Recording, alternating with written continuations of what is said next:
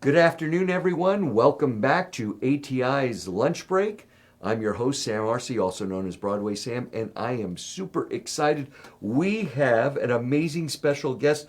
Welcome back, David Commanday from the Carmel Symphony Orchestra, and you are the music director. You are back now after a 2-year, I guess, for us, hiatus, because you were back where you were actually a music director in Peoria.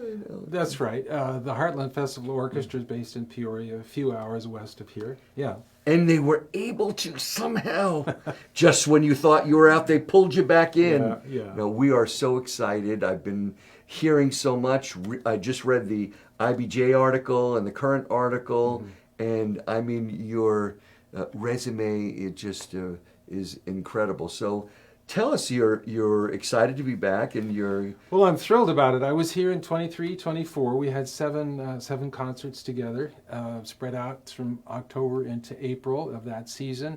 And I loved my time here in Carmel first time around. The orchestra is wonderful. So many marvelous musicians.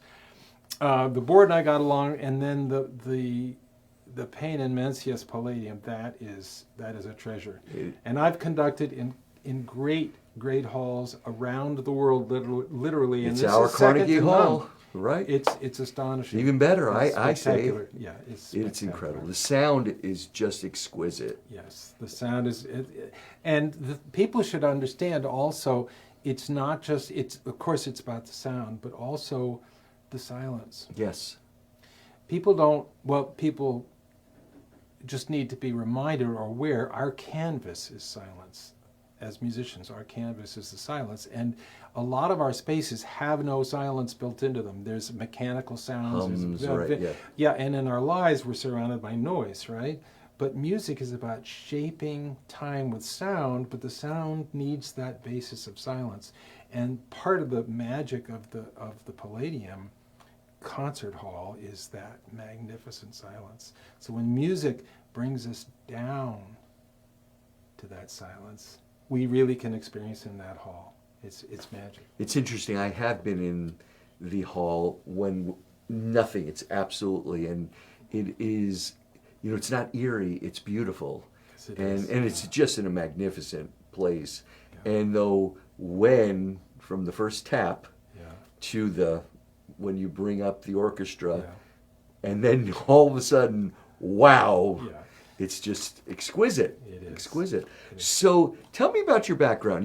I asked you a little bit before when we were doing our pre-interview. You started at 6 with piano, and then around 9, you said you were brought. You had the opportunity. You started playing cello, That's and that's right. where you absolutely were elevated, fell in love, and that is something. That's your go-to instrument. That's what you play. Right. The cello won my heart, and it won my heart partly because I felt connected to the sound. I felt when I was playing the cello that it was expressive of who I felt I was. And of course, any young man doesn't really know who he is and what he's going to become, but still for me that connection was so essential. And if there's an origin story of my becoming a musician, that's of course like the beginning of that wellspring, that very beginning of that eventual river. So I went on and I played cello throughout school and high school into college. Well, you didn't just go to any college. You went to Harvard, didn't you? Yeah, I confess it's true. Yeah. Yeah. Well, so the reason why I bring that up is because music made a difference in your life, Yeah. and for our viewers, exposing kids to music makes a difference because the world was your oyster. You could have done anything. You could have went to medical school. You could have a lot of things. Now you have had a brilliant career, but that education in music opens up a lot of doors, doesn't it? Well, I've had the privilege of doing a lot of work with youth orchestras, with pre-college and college musicians, and that it's magical. There's incredible talent at younger ages, and it's an important role, one that I really cherish, because growing the musicians, not necessarily to become professional musicians, but great citizens. In youth orchestras, a young musician has to bring their best. They've got to rehearse. They've got to come prepared. They're relying on everybody else. And unlike being on a sports team, which is a magnificent tradition in itself, you don't win by beating another team. Absolutely. You win by responding to the inspiration of the music and rising to the limits of your ability and hopefully beyond that to help bring that music alive. So working with young musicians is to inspire them and help them learn and confront the demands of the music. That has been incredibly rewarding. So in my conducting career, there have been more or less 3 channels, and one of them, of course, is in the concert hall on the stage, and the other one has been with young musicians, also on the stage, and then the third one, which actually started my professional work, was ballet, with professional ballet companies. Oh, and you told me, so you played the orchestra or conducted the orchestra in all these ballet companies, but there was one in particular. Well, the first one, the following, so after college, I went to Vienna to study conducting. And then you were there how many years? 3 years. 3 years. So I took my diploma in conducting in Vienna, which is incredible, incredible. amazing Incredible experience. And that's where so much of the world's best beloved music actually came into being. And my graduation concert was in the Musikvereinsaal, which is where Johannes Brahms heard his symphonies premiered. And so I came cherishing that tradition back to the United States, but my first professional position as a conductor was with the Boston Ballet. Half a season as assistant conductor, and then I became music director. So, and then with the Boston Ballet, Rudolf Nureyev came to perform with the Boston Ballet, and he loved the company, and so we ended up touring around the United States, all over Europe, and also in Mexico with Rudy Nureyev. So. And how many people can say that they were the conductor while he was dancing? Now, you had a front row seat, so to speak. Yeah.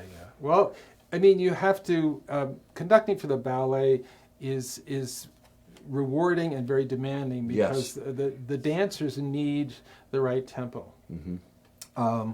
But they also need the right feeling. So, of course, any ballet company can have a magnificent performance on tape, and they can train to that tape, and it can be, the Berlin Philharmonic, who knows, whatever, Chicago Symphony, Indianapolis Symphony, but the tape is fixed, and ballet dancers, rehearsal and performance after performance, come and say, I love to hear the live orchestra because it's alive, also because it's not 100% predictable. So conducting for the ballet, you have to be exactly the right tempo when there's something super technical that a dancer needs to do. Some of their steps are their body goes at a certain speed, right? You need to nail it. On the other hand, in between, while it's storytelling, that music has to be alive and create the spirit for that performance. So it's not merely technically being at the right speed at every right time, but it's also inspiring the dancers. Mm-hmm. And so that's super demanding, and you can't have your head in the score. So you're in the pit here, and you've got your musicians, but you need to be seeing that, and so you can't have your head in the score because essentially you need to be responding to what you see. You have to keep responding to what you're seeing. That's right. But yet you're basically managing a whole group of musicians. Yeah. How many musicians are? Well, it varies. It can be as few as 25, and it could be 55 within this pit. It's a lot of people. Well, and it's dark for them, and that's actually that was underlying the way I was trained in Vienna, because in Vienna the tradition to train a conductor is so that a conductor has a technique that you would call articulate. And what I mean is that the orchestra knows where it's at every moment. Because when you're and specifically, usually for opera, okay? So when you're conducting for opera, it's like the ballet situation, but you have solo singers and chorus and the orchestra. And in Europe, they have a repertory situation where, well, in Vienna, 7 nights a week, they have opera. But it's not the same opera all 7 days of that week. They're changing opera sometimes from day to day to day, and then they have conductors who come in to conduct those performances who have not worked or rehearsed with that orchestra. And so the technique needs to be articulate without a rehearsal, without explaining, well, I'm going to slow down here and then watch for this, and you have to show exactly what's happening. So that training in Vienna has really paid off. I mean, for professionals and obviously for younger musicians, because an orchestra cannot do its best unless you enable them to know exactly where they are at every moment. So the clarity is a big part of what a conductor needs to provide. That's amazing. So now, for the CSO, your first performance is going to be for the Carmel. Coming up for Carmel Fest on Fest. July 4th. Okay. That's right. Yeah. We have and then follows the wonderful season we've planned, and how this all came about. I had been here in 23-24, and alignments didn't work, so we had a couple of seasons off. But now I was asked whether I would consult in planning the season ahead. So we have a great season planned. We're opening October 9th. It's a program called Horizons. We're going to open with Copland's Fanfare for the Common Man. Then Groffet's Grand Canyon Suite, which is it's a kind of a picture of what America. A subtext for the season could be called Made in America. We're calling it Horizons to Heroes because those are our concert titles are Heroes, Hearts, Angels, and Horizons, Hearts, Angels, and Heroes. Those are our 4 concerts. So we open with this, and in the first concert we have the Dvorak Cello Concerto, so it's nice for me as a cellist. Sure. And an amazing young cellist, Alexander Hirsch, is our soloist. He's coming in, and that piece, written by a Czech composer in America, inspired by America. So we're celebrating America's 250th, Carmel's 50th, and the Carmel Symphony Orchestra's 50th as well. It's a big year. It's a very big year. So you picked a good year to come back. I'm thrilled about that. You picked a good year to come back. So you're going to be balancing your time here as a musical director with your time at Heartland. Right. And you're also a teacher, a professor of music at a little college, so to speak. Well, Eastern Illinois University. That's right. So, and I'm there typically a few days a week. It has some flexibility, thank goodness, because I'll be in here sometimes rehearsing one of those nights. But I conduct the orchestra, EIU, the Eastern Symphony Orchestra. I teach cello there. I teach a little bit of music as well. So you teach cello there, not conducting. Well, I also teach conducting, and I conduct the orchestra. And but I know you conduct, so you do teach conducting and cello. Yes. Yeah. How do you keep up with this? Keeps me young. Right, that definitely. And you're married. Yeah. Your wife plays clarinet. That's right. And you've been married how long?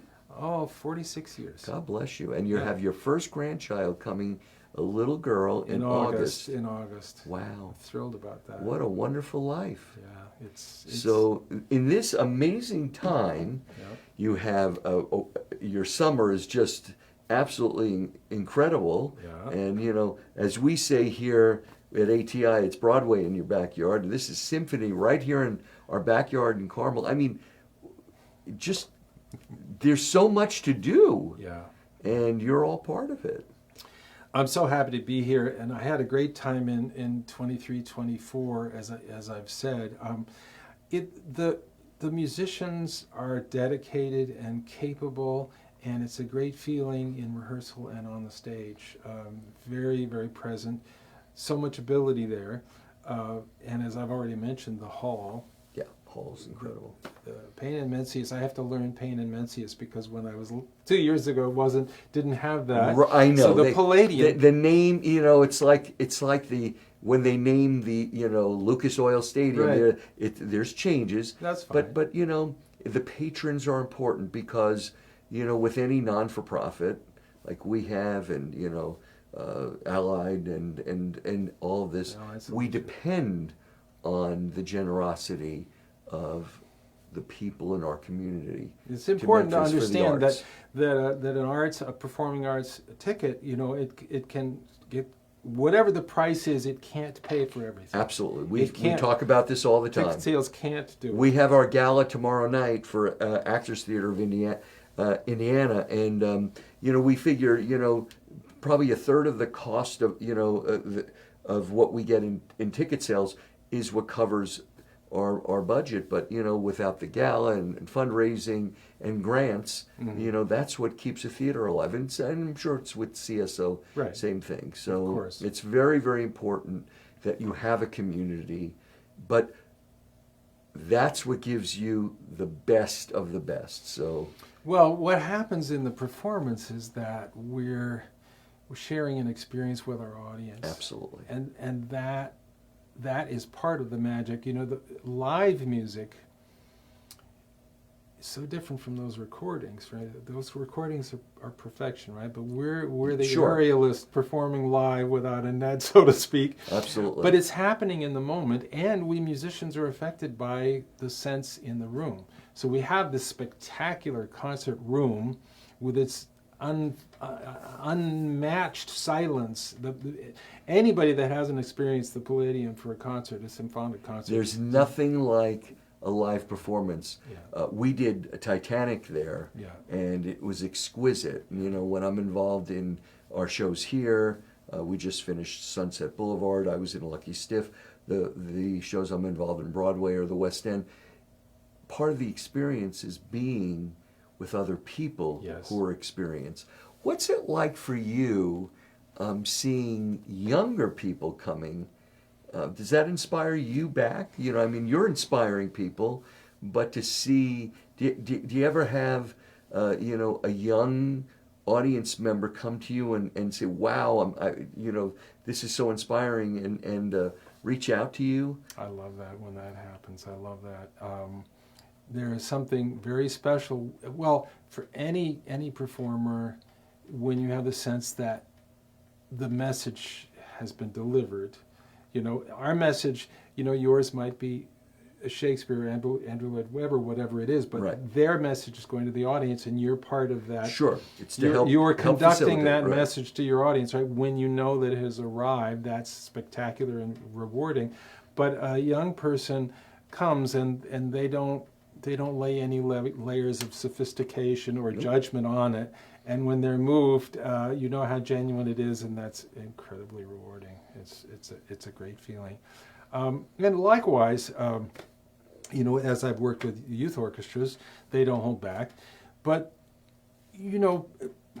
people should know that professional musicians are there because of and for the music. And there's a certain kind of vulnerability. A great work of art is a challenge. Mm-hmm. Can we rise to that challenge? Can we make this real for our audience? And you always feel, well, yeah, we came close. Yeah, we came close. It's never a finished thing. It's all part of the process. So it's a vulnerable feeling as a performer, and you have to leave yourself there for the greatest possibilities to achieve in that concert, in that moment. Yeah, It's a beautiful thing. Music is a beautiful thing. Just the feeling. I go back to you're going to have your grandchild, and I remember when my son was growing up, everything for I love music and all kinds of music, and I love classical music. I remember the first time I ever heard the canon, and I think it was in a movie. It might have been Ordinary People, or it was just a piece of it. I remember I had to buy it. Yeah. And it was in an album form. And I've heard so many versions. Everything to the the Baby Einstein version that I played for my son. Yeah. I could hum that Yeah. to my 20-year-old son, and he'd fall asleep because it was the relaxing thing. Yeah. When my father, who recently passed away, he was intubated. And I put on Spotify, I put calming classical music on. I put all kinds of music, but we knew that it would get to him, because music transcends everything. So it does. Music is that universal language. It is No indeed. matter what a person speaks, we all can connect in some ways. That's right. Because it's the beat of our heart. And Well, it's the beat, and it's also the vibrations. It's the vibrations. Our brains are wired to understand consonants when the notes go well and easily together, and then when they're clashing with one another. And essentially, a composer is creating patterns which we shape in our minds and understand, and then playing with them, either doing it again or doing it again differently or doing something new. We're on this journey. We're making shape of what we're hearing as we experience that. But every person, as long as their ears work and their brains are working, we're wired because of the magic of the physics of the music and that language. Well, this has been incredible, and I am so excited to be part of this community and can't wait to see you. And welcome back. Thank you, Sam. And thank you so much. Yeah. And looking forward. So for those of you who have not been to a CSO concert, what are you waiting for? It's the 250th anniversary. We have Carmel Fest. You're going to see this amazing man. We got him back, and this orchestra. So do you know how to get tickets yet? Or you can go to the website. Yeah, CarmelSymphonyOrchestra.org. That's Yeah. right. Yeah. That's right. Go to CarmelSymphony.org, and you can get tickets to all the upcoming events. Right. Go to the website, and you'll learn more. We'll be talking more and more about our upcoming shows. We have our gala tomorrow, so there's so much to do here in Carmel, right here in your backyard. If it's not Broadway in your backyard, it's symphony in your backyard. We have dance in your backyard. There's a Carmel Farmers Market, so many places to eat. It's all right here. So take your family, take your kids, expose them to music. It really makes the difference. Thank you again so much for being part of our community. Thank you, Sam. And welcome back to Carmel. God bless you. And congratulations on that new baby grandchild coming. We're excited. Oh, I could imagine you're going to be playing a little cello music for her. You betcha. Yeah? Yeah. All right. Thank you. Well, we'll see you next time. I will be gone for a little bit, going back to the Northeast to take care of some family things, but you will be in good hands here at ATI's Lunch Break. God bless. Have a wonderful week and a wonderful weekend. See you next time.